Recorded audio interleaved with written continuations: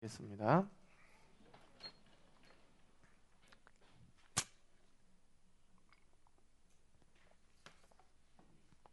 여러분 성경 세미나 집에 가시면 조금 복습 좀 하세요. 네, 복습하세요. 네.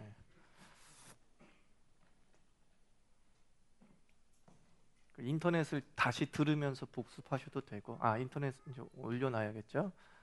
인터넷을 보시면서 다시 복습하셔도 되고요. 11번째 시간 여호수아서입니다. 여호수아서 한번 짧으니까 다시 한번 창세기부터. 창세기는 무슨 책? 시작의 책. 출애굽기 구원의 책.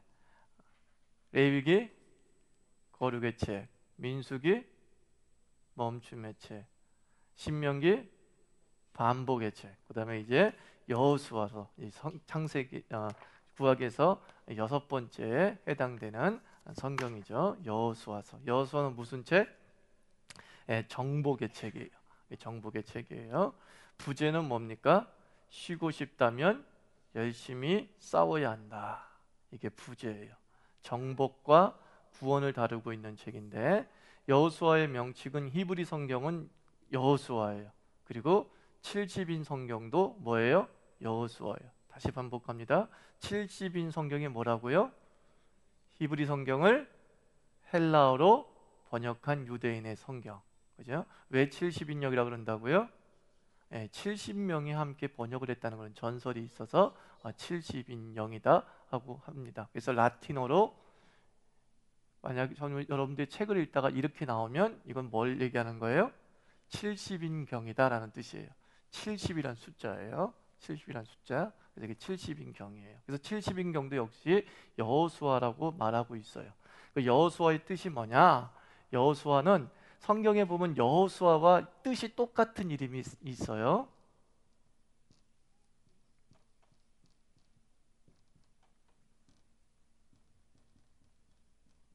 누가 또 얘기했어요? 왜? 예수가 다 똑같은 뜻을 갖고 있어요. 구원, 구원, 구원. 그죠? 호세아는 선지자이죠. 예수라는 이름은 히브리어라기보다는 아람어예요. 아람어. 그래서 다 구원이란 뜻을 가지고 있고, 우리가 이 예수라는 이름이 사실은 예수님 당시에 가장 흔한 이름 중에 하나였어요. 아들을 낳을 때에 그 예수라는 이름을 붙여주기를 즐거워했어요. 가장 흔한 이름이지만 이제는 어떻게 됐어요? 가장 유일한 이름이 됐죠. 그죠? 건축자의 버린 돌로서 모르겠어요? 모퉁이 돌이 되게 하셨다. 그러니까 건축자의 버린 돌같이 흔한 예수라는 이름이었어요.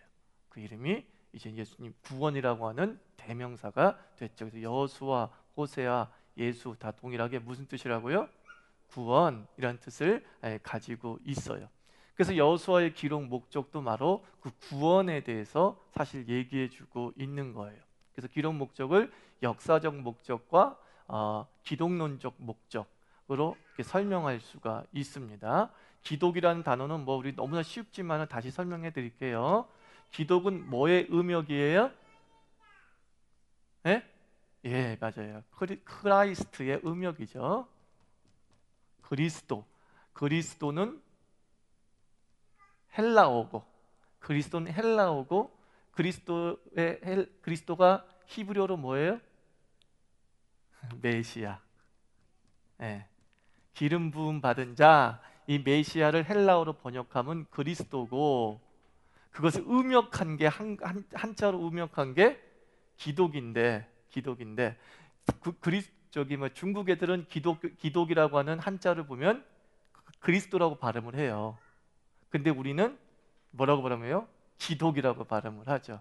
한자 문화가 이제 우리가 음을 따서 오는 그런 한자음이기 때문에, 뜻을 따라오는 게 아니라 음을 따서 쓰기 때문에. 그래서 기독은 뭐라고요? 그리스도란 뜻이에요. 그리스도의 음역이에요. 다 똑같은 말이죠. 그러니까요, 메시아, 그리스도, 크라이스트, 기독 다 똑같은 말이에요. 똑같은 말. 그러니까 기독교 뭐예요? 그리스도교 그런 뜻이죠. 그런 뜻, 똑같은 뜻이에요.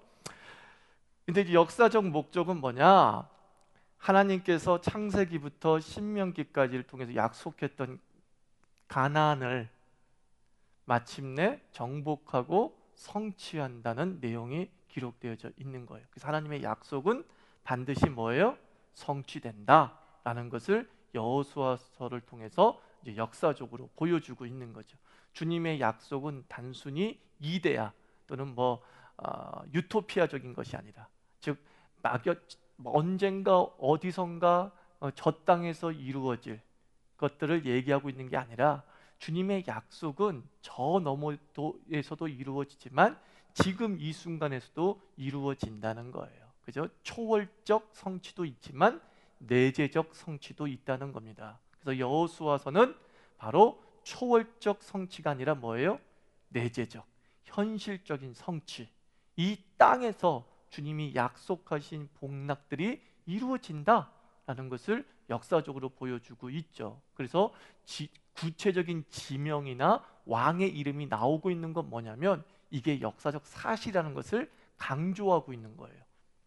아주 구체적인 지명과 구체적인 왕들의 이름, 구체적인 땅 지명의 이름들을 통해서 이것은 지어낸 이야기가 아니다, 허공에 뜬 이야기가 아니다, 구원은 현실적이다 라는 것을 설명해 주고 있는 거예요.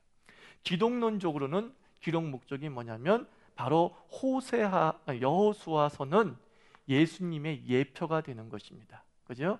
예수님께서 궁극적으로 사탄의 머리를 밟고 승리하셔서 종말적 복락을 우리에게 안겨주시지 않았습니까? 그죠? 바로 그 초월적 목적이죠. 초월적 성취가 이 여호수아서에 담겨져 있는 거예요. 그래서 그리스도인은 궁극적으로 여호수아적인 삶이에요. 그것을 무슨 삶이라고 얘기하냐면 승리하는 삶이에요. 이게 그리스도인의 삶이에요. 그리스도인은 승리하는 삶이에요. 우리가 이때까지 예수 믿기 이전에 또는 예수 믿고 나서 얼마 안 된 뒤에 이스라엘 백성들의 삶은 모세오경에서 어떻게 나와요? 방황하고 실패하고 멈춘 것처럼 보이지만, 궁극적으로 우리가 어디에 도달하게 돼요? 여호수아서에 도달하게 돼요. 그러니까 성경의 배치가 참 그래서 재밌는 거예요. 성경의 배치는 역사적으로 배치하지 않았습니다. 기억하세요? 시대 순으로 배치하지 않았어요. 성경의 배치를 보면 어떤 일관성 있는 주제를 가지고서 배치했다는 것을 우리가 가늠할 수 있어요. 그래서 우리가 성경을 창세기부터 요한계시까지 쫙 읽어 나가면, 창세기는 왜 여기에 있어야 했으며 열왕기 상하는 왜 이쯤에 있어야 됐는가라는 것을 느껴요. 그래서 여러분들이 성경을 창세기부터 요한계시록까지 순서적으로 읽는 것이 힘들지만, 순서적으로 읽어나가는 통독이 매우 유익한 이유는 성경의 통일성들을 체험하게 돼요. 그러면 이게 괜히 기록된 것이 아니구나 그러면서 출애굽기가 창세기로 연결되어지고 민수기가 여호수아로 연결되어지면서 민수기에서 답답했던 부분들이 여호수아서에서 해결되어지고, 여호수아서의 궁금한 점들이 어떤 열왕기 상하의 다윗 왕조들을 통해서 이렇게 해결되어지는 그것을 우리가 느끼게 됩니다. 그래서 여러분들이 힘들더라도 성경을 한번 창세기부터 요한계시록까지 순서적으로 쫙 읽어나가는 그런 인내가 매우 필요해요. 그래서 성경이 이곳에 배치된 이유라는 것을 자기도 모르게 깨닫게 되거든요. 그래서 여호수아서는 이렇게 역사적 목적과 기독론적 목적이 있는데, 세 번째 여호수아의 구조로 한번 들어가 보자는 거예요. 여호수아서의 구조. 여호수아서 구조는 두 가지 구조로 되어 있어요. 뭐예요? 첫 번째 단락은 정복이고, 두 번째는 분할이라고 하는 두 구조로 나누어져 있어요. 1장부터 12장까지는 정복, 그리고 13장부터 23장까지는 땅의 분할이에요. 땅의 분할. 또 이 정복을 두 부분으로 나누면 거기 어떻게 나와 있어요? 정복을 위한 준비, 그죠? 그리고 정복 전쟁, 이 두 가지로 나누어지게 되고, 또 분할도 두 부분으로 나눌 수 있어요. 12지파에게 분할하고 여호수아의 마지막 결단, 이렇게 되어 있어요. 이걸 우리가 한번, 여호수아서도 일종의 역사서이기 때문에 역사서는 이야기로 구성되어 있어서 내용을 외우기가 매우 쉽다 그랬죠. 그죠? 우리 출애굽기나 창세기도 이야기로 이렇게 싹 얘기해 보니까는 쉽게 전체 구조가 머리에 들어왔잖아요. 그죠? 또 민수기 같은 경우는 어떤 지역의 사건을 가지고 쫙 지난주에 한번 설명해 드렸죠. 그래서 그 지역만 제대로 알고 있으면 민수기나 또는 신명기에 내용들을 싹 한눈에 알 수 있다 그랬죠. 여호수아서도 이야기로 출발하면 돼요. 여호수아의 내용이 어떠냐? 이야기로 한번 얘기해 보자는 거예요. 첫 번째 이야기는 뭐가 나올까요? 네? 첫 번째 사건 같은 거라 사건이라고 그럴까요? 그럼 뭘로 할까요? 사건. 예? 그러니까 배우는 거겠죠. 여러분들 대답을 못하니까. 요단 도하, 그죠? 이스라엘 민족이 요단을 건넙니다. 이때 요단을 건널 때의 특징은 뭐라 그랬습니까? 홍해는 하나님이 갈라놓은 다음에 건너라고 하셨고, 요단은 어떻게 했습니까? 여전히 물이 철철철 넘쳐 흐르는데 발을 담그라 그랬어요. 그랬더니만은 요단이 위로부터 아래로 딱 끊어지면서 길이 생겼다라고 했습니다. 그래서 요단을 도하할 때에 제사장들이 무엇을 메고? 법궤를 메고 언약궤를 메고 제사장들이 앞장섰어요. 또 제사장들이 앞장선 다음에 홍해와 요단의 또 하나의 차이점이 뭐냐면, 두 번째 차이점은 홍해의 첫 번째 차이점은 뭐라고 그랬어요? 갈라지고 안 갈라지고의 차이점이고, 두 번째 차이점은 백성들이 다 그곳을 지나갈 때까지 요단의 중가운데에서 제사장들이 어떻게 했다 그랬어요? 서 있었어요. 언약궤를 메고 서 있었어요. 서 있었어요. 그죠? 그러니까 위험한 건 다 누가 책임져야 돼요? 제사장들이 책임져야 되는 믿음의 모범과 모험, 이 모든 것이 다 제사장들이 먼저 모범을 보여야 되는 거죠. 자, 그래서 요단을 도하합니다. 요단을 도하한 다음에 이들이 제일 먼저 행했던 일이 뭘까요? 그죠? 여리고성 맞죠? 뭐 하다 보면 다 맞아요. 예. 이 이후에 일어나는 일이기 때문에 다 맞아요. 뭘 말해도 가장 가까운 애가 이제 할례를 행하게 되죠. 자, 보세요, 여러분들. 요단을 건너고 할례를 행했다는 것은 매우 중요해요.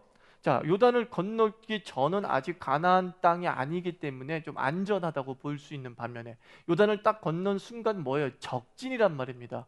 적진에서 할례를 행해서 이스라엘 민족이 며칠 동안 움직이지 못했다 그랬어요. 3일 동안 장정들이 움직이지는 못할 판이에요. 굉장히 위기란 말입니다. 이것을 알고 여리고 사람이나 아이성 사람들이 쳐들어왔다고 한다면 이 이스라엘 백성은 그냥 그 자리에서 다 죽는 겁니다. 그죠? 야곱의 아들들이 그렇게 해서 세겜 사람들을 죽였잖아요. 그죠? 야곱이 자기 딸 디나가 강간을 당합니다. 세겜 사람 하몰의 아들 누구죠? 이름 까먹었네. 아무리 아들 누구에게 하여튼 강간을 당하죠. 그러니까 이제 좋아, 둘이 결혼해라. 근데 결혼하기 전제 조건이 있다. 니네 사람들이 다 할례를 받아야 된다. 형들이, 오빠들이 얘기합니다. 그래서 세겜 사람들이 다 할례를 받았어요. 그래서 움직이지 못할 때 형들이 가서 어떻게 했어요? 시몬과 레위인이 앞장 서가지고 세겜 사람들 죽여버렸잖아요. 그러니까 그만큼 위험한 게 할례란 말이에요. 할례란 말이에요. 할례를 행했어요. 그러니까 이건 뭐예요? 믿음의 표죠. 믿음의 표. 적진 가운데서도 우리가 누구에게만 반응하면 살아요? 하나님에게만 반응하면 살아요.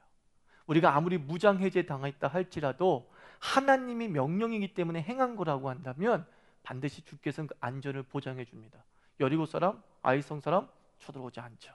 자, 그래서 할례를 행하고 난 다음에 이제 뭘 하죠? 정탐꾼을 보내요. 여리고 정탐하죠? 그래, 여리고 정탐을 하고, 여리고 정탐한 다음에 그 여리고에서 누구를 만나죠? 정탐꾼들이, 두 명의 정탐꾼이, 그렇죠, 귀생 라합을 만나죠. 귀생 라합을 만나서 정탐꾼을 숨겨주고, 라합도 이제 무슨 줄을 매달았습니까?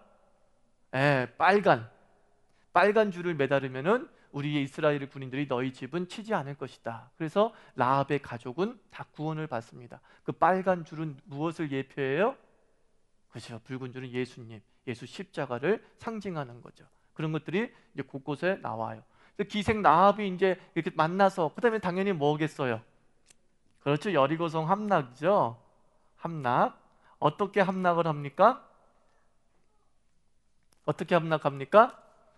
그렇죠. 제사장이 언약궤를 앞세우고 나팔을 불면서 아침에 하루에 한 바퀴 돌고 마지막 7번째 날 어떻게 하라고 그래요? 7번을 두고 뭐 하래요? 함성을 지르면은 어떻게 해요? 무너졌어요. 무너졌어요. 침묵의 승리죠. 이거는 완전히 이거는 하나님께서 이거는 이 가나안을 정복하기에 앞서서 하나님이 너희와 함께 하신다는 것을 보여주기 위해서, 기적을 보여주기 위해서 하나님이 일부러 이스라엘 백성들을 동원시키지 않으셨어요. 직접 하셨어요. 그러니까 여리고성을 함락한 것을 이스라엘 백성이 체험하면서 아, 나머지 땅들도 가능하겠구나 라는 확신이 들었겠죠. 하여튼 여리고 그렇게 함락이 되었어요. 이 여리고는 고고학적으로 세계에서 가장 오래된 도시터예요. 세계에서 가장 오래된 도시터예요. 그래서 고고학적으로는요. 그래서 굉장히 많이 증축이 돼 있어요. 굉장히 많이 증축됐어요. 근데 여리고를 어떻게 하라고 했어요? 하나님께서요? 다시는 재건하지 말라 그랬어요. 재건한 자는 다 죽을 것이다. 솔로몬 시대에 재건하다가 죽은 자들이 있었죠. 그죠? 그래서 이 여리고는 그렇게 함락이 됐어요. 그래서 두 번째는 뭐겠어요? 여리고 함락 끝났으니까 그죠? 아이성을 공격을 하는데 아이성을 1차 공격에서 성공합니까? 실패합니까? 실패합니다. 실패한 이유가 무엇이었습니까? 아간이라고 하는 자가, 그렇죠? 아간이라고 하는 자가 이 여리고에 있는 그죠? 막 금과 이쁜 섬유 이런 모직물 이런 것들을 너무 좋아해가지고 숨겨버렸네. 그래서 제비뽑기로 아간이 발견되어지고 그래서 아간을 돌에 쳐 죽죠. 그죠? 그래서 그곳을 무슨 골짜기가 돼요? 아골 골짜기가 되는 거죠. 그죠? 아골. 해골의 곳이 돼버리는 거예요. 해골의 곳이. 그래서 이제 아이성은 1차적으로는 실패를 했어요. 1차적으로는. 그러나 실패한 이유가 이런 이유도 있지만 이스라엘 백성이 어떻게 했어요? 교만했죠. 야, 이 정도의 아이성, 이 아이는 우리가 말하는 아이가 아니에요. 차일드가 아닙니다. 근데 꼭 차일드 같죠, 그죠? 이거보단 굉장히 작았다 그랬어요. 그런데 하여튼 이스라엘 교만이 있었죠. 그래가지고 이제 하나님께서 여호사가 나타나고 여호사가 엉엉 울고 당신이 먼저 올라가야지 우리도 따라 올라가겠습니다. 뭐 이래가지고 주께서 주신 전략이 뭡니까? 매복 전략, 그죠? 아, 이때는 당당하게 싸우셨거든요, 하나님이. 그죠? 이때는요, 니네들 마음껏 성을 돌아 그러면서 그냥 돌았단 말이에요. 화살 날라와서 돌 날라오면 죽을 수 있는데 당당하게 싸우겠어요. 근데 아이성은 하나님께서 매복 전략을 주십니다. 숨겨둬라. 그랬더니만은 아이성 사람들이 첫 번째 이기니까 이거 이제 기분이 세진 거예요. 아, 별거 아니구나 쟤네들. 그러면서 어떻게 했어요? 저들이 도망가는 이스라엘 군대를 쫓아나왔어요. 쫓아나왔을 때에 매복한 3,000명의 군사에 의해서 아이성 사람들이 초토화 되게 되는 거죠. 그러니까 하나님은 여기서 쓸 수 있는 단어가 뭐예요? 합력해서 선을 이루신 하나님. 우리의 실패를 통해 상대방을 어떻게 만들었어요? 우쭐하게 만드셨어요. 우리는 우리의 실패가 상대방에게 어떤 영향도 미치지 않을 줄 알았는데 하나님은 우리의 실패를 통해서 상대방을 우쭐하게 만드시고 결국은 최후 승리는 누가 하게 하셨어요? 우리 그리스도인이 하게 하신 거예요. 그죠? 우리의 실패조차도 선용하시는 하나님. 그죠? 만약에 이들이 첫 번부터 매복했다면 될까요? 안 될까요? 안 되죠. 철옹성이 돼가지고 전혀 못 나오겠죠. 안 나오겠죠, 전혀. 그러니까 매복은 효과가 없는 거죠. 근데 하나님은 그 상황에 따라서 맞는 방법으로 이스라엘 민족의 지혜를 도우시는 거죠. 그 다음에 아이성이 끝난 다음에 이제 기브온 족속과 화친하고, 그죠? 이 기브온 족속이 마치 멀리서 온 민족처럼 속였죠. 사실은 가나안에 살고 있는데. 그래서 이스라엘 민족과 화친하게 되죠. 근데 여호수아는 우리가 한번 약속한 것이기 때문에 저들을 멸할 수 없다. 그러면서 이제 기브온은 평생 동지가 되고 우리가 사무엘 상서를 보면 사울 왕에게 있어서 기브온 사람들이 매우 의리적 동맹 관계를 형성하고 있는 것을 나중에 이제 보게 되죠. 그다음에 이제 그 유명한 아모리 다섯 왕과의 전쟁이죠. 이 아모리 왕 다섯 왕과의 그 전쟁이 왜 유명하냐면 여기서 그 유명한 천지개벽이 일어납니다. 뭐죠? 태양이 멈추었죠. 태양이 멈추었어요. 태양아 너는 멈추고 달아 너는 아얄론 골짜기에 그대로 있어라 그래가지고 태양이 중천에 떠 있어서 한나절 동안 안 내려가므로 말미암아 이스라엘 민족이 아모리 족속을 다 멸할 수 있었다. 그런 얘기 있지 않습니까? 태양이 멈췄다. 그래서 저는 이건 사실관계는 아직 모르겠는데 제가 아직 그것에 대한 책을 못 보고 설교로만 들었어요. 설교로만. 그 얘기는 뭐냐면 뭐 미국의 나사의 직원이 시간을 계산을 하는데 이상하게 전체 시간 중에서 몇 시간 몇 분이 빠진대요. 몇 시간 몇 분이 모자른다는 거예요. 지구 연대기에 있어서. 예를 들면 24시간이 지구의 연대기라고 한다면 분명히 24시간이 나와야 되는데 뭐 23시간 2분, 3분 이거밖에 안 된다는 거예요. 그래서 이상하다. 왜 24시간의 연대기를 가지고 있어야 되는데 시간이 모자를까라고 계산하다가 이 사람이 성경을 읽어보니까 여호수아 때 시간이 멈추고 또 하나 시간이 멈췄던 것과 비슷한 사건이 있어서 그게 뭐죠? 네. 그렇죠. 히스기야 왕 때 해가 한 25분 뒤로 가지 않습니까? 뒤로 가지 않습니까? 그래서 그걸 딱 계산해 보니까 몇 시간 25분 딱 나오더래요. 그래서 그것을 계산해서 보니까 이제 지구 연대기가 맞았다 라는 설교를 제가 중학교 때 들었거든요. 그것의 자료를 아직 내가 못 찾아봤어요. 우리 전도사님이나 목사님 한번 그게 맞는 사실인지 한번 찾아봐 줬으면 좋겠어요. 뭐 창조과학이나 뭐 이런 데 나오겠죠, 내용들이. 근데 뭐 그분이 지어낸 얘기는 아닐 것 같아요.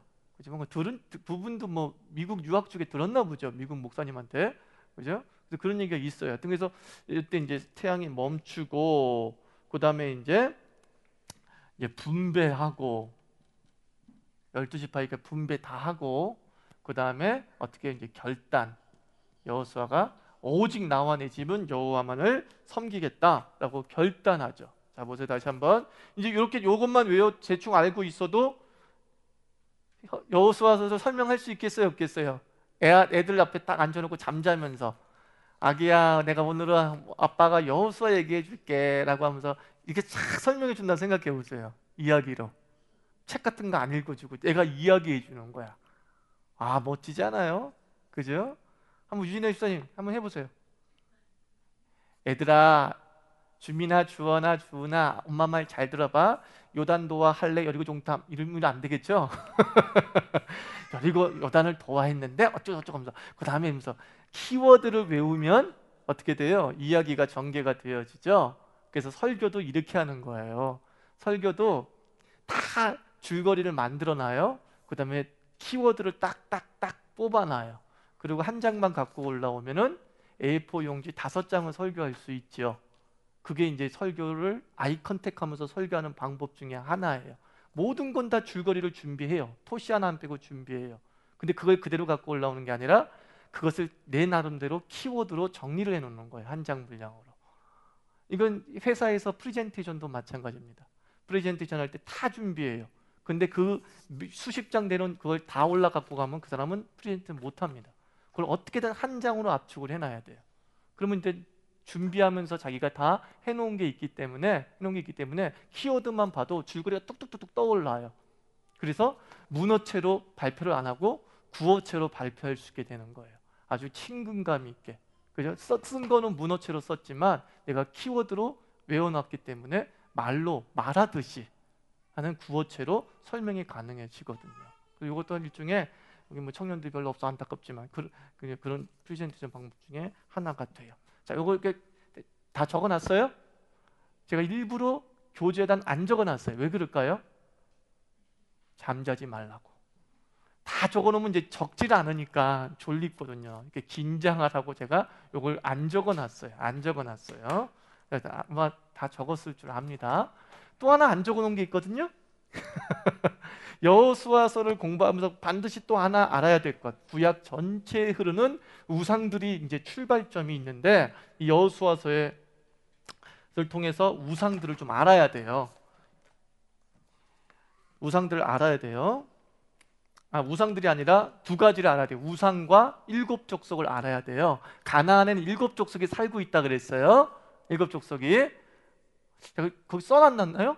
억울하네. 네, 좋아요. 써놨어요. 뭐예요? 헷족속과 관련된 사건은 우리가 이렇게 알고 있으면 돼요. 헷족속과 관련된 사건은 아브라함이 막벨라 굴을 사죠. 그 막벨라 굴을 누구에게 사요? 헷 족속에게 산단 말이에요. 이때 헷 족속이에요. 그 다음에 어느 족속? 아모리 족속. 아모리 족속. 아모리 족속과 가나안 족속 이렇게 할 땐 동일어가 될 수 있어요. 무슨 뜻이냐면 하나의 민족의 이름도 되지만 아모리 사람을 멸하라 그랬을 때 그 아모리 사람은 족속을 얘기하는 게 아니라 가나안에 거주하고 있는 7족속을 총칭할 때 쓰기도 해요. 아시겠어요? 아시겠어요? 그래서 아모리 사람의 유명한 경우는 방금 우리 공부했죠? 가나안 여호수아가 아모리 왕의 5 연합군을 이겼어요. 그 다음에 유명한 또 가나안 족속. 이 가나안도 역시 마찬가지로 7족속 전체를 통칭할 때 쓰기도 해요. 가나안은 누구의 아들이었을까요? 창세기 보면 함의 아들 중에 한 사람이 가나안이죠. 그죠? 여기 그 헷도 마찬가지죠. 그죠? 헷도 함의 아들 중에 한 사람이에요. 함의 아들 중에 한 사람. 그러면 기르가스 족, 성경에 별로 안 나와요. 이 기르가스 족은 히위 족속. 이 히위 족속도 역시 가나안의 아들 중에 하나예요. 함의 아들 중에 하나예요. 함의 아들 중에 하나. 이 히위 족속이 바로 그 유명한 앞서 말했던 세겜 사람 하몰, 디나, 야곱의 딸 디나를 강간했던 세겜 사람 하몰의 아들 세겜과 관련되어져 있는 족속. 그리고 브리스 족속. 이 브리스 족속은 성경에도 많이 나오지 않지만 솔로몬이 나중에 노예로 삼은 족속. 이제 여부스 족속도 아주 이건 중요한 족속 중에 한 족속이죠. 이 여부스 족속이 가나안 7민족 중에서 가장 마지막에 멸할 수밖에 없을 정도로 강력한 민족이었어요. 왜냐하면 이 민족은 요새와 같은 지역에 살고 있었는데 그 요새와 같은 지역 이름이 뭐였을까요? 예루살렘. 예루살렘. 바로 예루살렘을 점령하고 있었던 민족이 여부스 족속이죠. 그래서 여부스 족속을 누가 정복합니까? 이 여부스 족속을 다윗이, 그죠? 요압 장군을 시켜가지고 끝내 거기를 정복해서 거기를 도읍으로 정하죠. 예루살렘 도읍이라고 정하죠. 그래서 시온산 그러잖아요. 시온성 그러잖아요. 왜 시온성 그러냐면은 예루살렘 주변에 있는 산이 뭐냐면 시온산이에요. 시온산. 그래서 예루살렘은 분지예요. 분지. 예를 들면 이렇게 된 거예요. 이렇게 된 거예요. 이게 시온산이야. 이게 시온산이라고 한다면 여기에 바로 뭐예요? 예루살렘이 돼 있어요. 그러니까 왕관처럼 이렇게 쫙 둘러싸여져 있어요. 그러니까 마치 왕 앞에 딱 고개를 숙이고 있는 그 모습이 그 지형이란 말입니다. 그래서 성경을 읽어보면 시편을 읽어보거나 보면 시온아 너 위대하신 하나님께 절하라 막 그런 말이 있지 않습니까? 그죠? 그게 어떤 지형을 묘사하면서 시적으로 표현한 거예요. 이 시온산이 여기 예루살렘에 하나님이 거하시는 예루살렘에 절하라 뭐 이런 뜻이에요. 그래서 시온과 예루살렘은 이제 동일한 의미로 쓰이는 거예요. 예루살렘이다 또는 시온이다 동일한 의미로 쓰여지고 있는 겁니다. 그래서 이렇게 7족속을 하나님께서 다 점령하라고 얘기하고 이 7족속 중에서 이제 가장 많이 이스라엘 민족에 영향을 미쳤던 족속이 이제 아모리 족속이죠. 아모리 족속. 그 다음에 우상을 좀 알아야 돼요. 이제 우상을 계속적으로 이제 우상이 이스라엘 민족의 족쇄가 되지 않습니까? 이 가나안인들이 섬기고 있었던 신들이 있단 말입니다. 그래서 가나안의 신은 다신론이에요. 다신론. 그래서 신을 많이 섬겨요. 많이 있다라고 생각해요. 로마나 그런 그 그리스에 가면은 판테온이라고 하는 건물 들어가 보신 적 있죠? 그죠? 판테온, 이걸 우리말로는 만신전 그러잖아요. 10,000가지 신을 모아둔 건물이에요. 10,000가지 신을 모아둔 건물. 그러니까 판테온, 그러니까 다신론 사상에 있는 그런 지역이나 국가는 다 판테온이라는 건물 개념을 가지고 있어요. 그래서 거기 딱 들어가면 수백 수십 가지 신들이 쫙 그 조각이 되어 있거나 또는 형상으로 만들어져 있지요. 그래서 이 이스라엘 여기 들어가려던 가나안에도 역시 이제 판테온이라는 그런 개념으로서 만신전의 개념으로서 이제 신이 있어요. 수많은 신이. 그 중에서 가장 강력한 신이 무슨 신? 엘신, 엘신. 이게 이제 그리스 신화로 따지면 제우스에 해당되는 거예요. 제우스의 엘신이야, 엘신. 그래서 우리가 성경에 보면은 엘샤다이 무슨 뜻이에요? 전능의 하나님, 야곱이 말했던 엘샤다이 또는 엘로힘 밑에 엘자 있잖아요. 이게 히브리어의 고유어가 아니라 그 당시에 최고의 신을 뜻하는 단어였어요. 최고의 신을 뜻하는 단어. 그러면 그러면 무조건 그건 뭐예요? 전능하고 최고 위대한 그런 신을 뜻할 때 쓰는 단어가 엘이에요. 엘. 그런데 이 엘이 사람들에게 직접적 영향을 미치는 신은 아니었어요. 그냥 최고의 신, 그건 인정해. 그리고 끝이에요. 그 다음에 이제 이들에게 미쳤던 이제 신들이 이제 뭐 이 엘신의 부인이 누구냐면은 거기 뭐라고 적혔어요? 예? 아세라트라고 적혀 있죠? 아세라트. 이거는 영어로 아세라트를 쓰고 우리말로는 어떻게 써 있을까요? 그렇죠. 아세라. 그 유명한 아세라. 아세라가 바로 엘의 부인이야. 엘의 부인. 그 다음에 이제 아들이 있어. 그런 아들들이 이제 그 파생된 신이야. 그 유명한 뭐예요? 그렇죠. 바알. 그리고 바알의 배우자가 누구야? 아낫인데 아낫. 그것도 성경에 나오죠. 바알, 아낫. 그래서 바알은 무슨 신이었냐면 천둥의 신, 풍요의 신. 아낫은 무슨 신이었냐면 전쟁의 신, 뭐 섹스의 신, 뭐 이렇게 돼요. 그리스 신화에서 아낫에 해당되는 신이 누구겠어요? 비너스. 그리스로는 비너스인가요? 아니죠. 잠깐만. 그 로마어죠. 로마로 비너스, 그리스어로는 아프로디테. 뭐 여기에 해당된다라고 보시면 돼요. 그러니까 참 재밌는 건 뭐냐면 이 여신 사상이라는 거 있지 않습니까? 이 여신 사상이 세계적인 사상이에요. 세계적인 사상.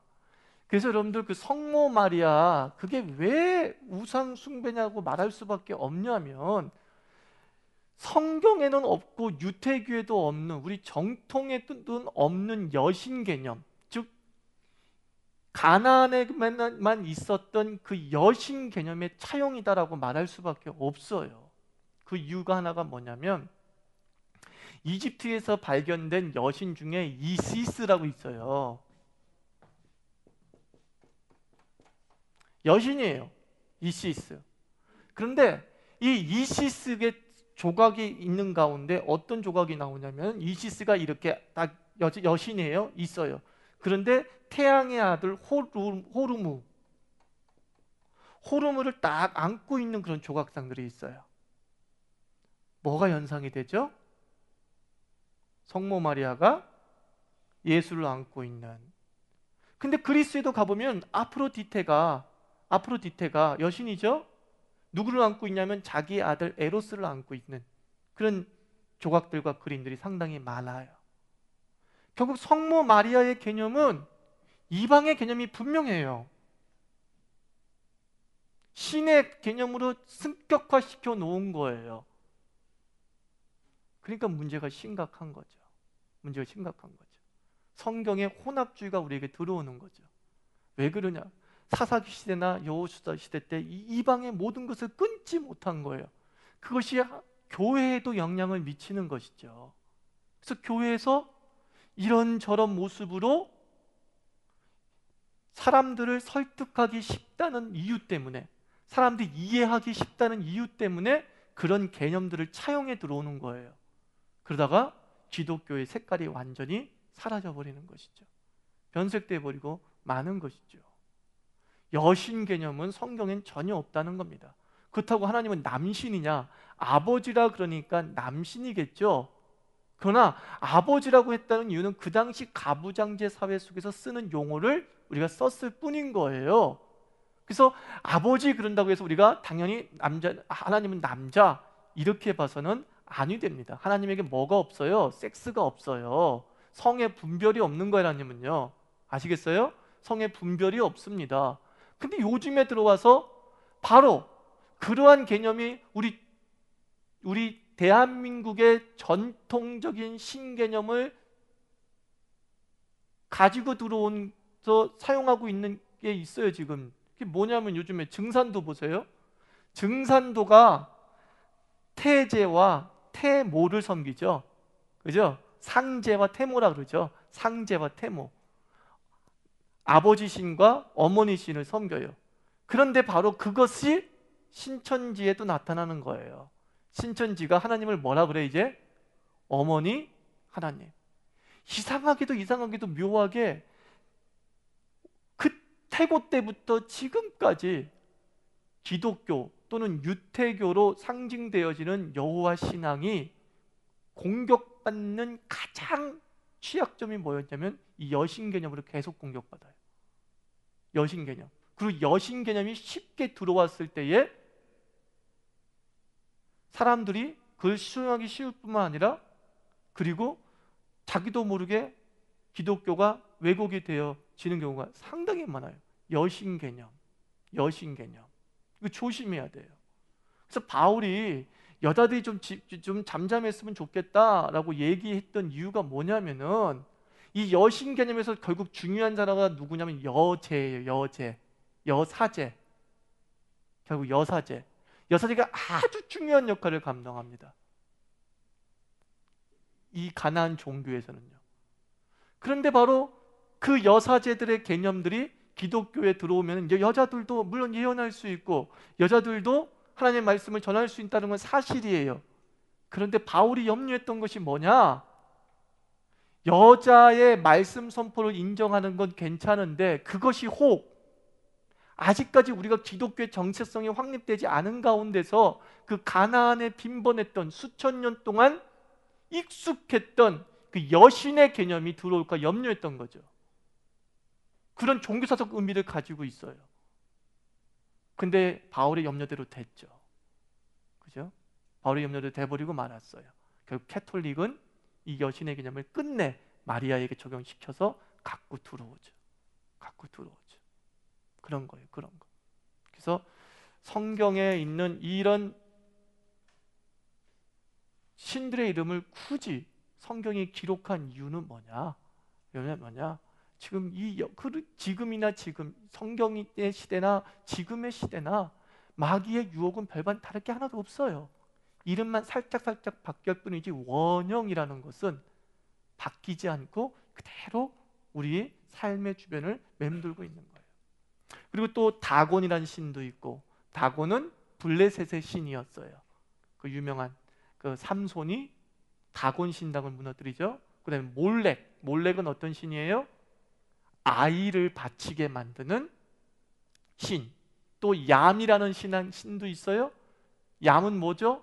시편 74편에 리워야단 나오죠. 바다의 신.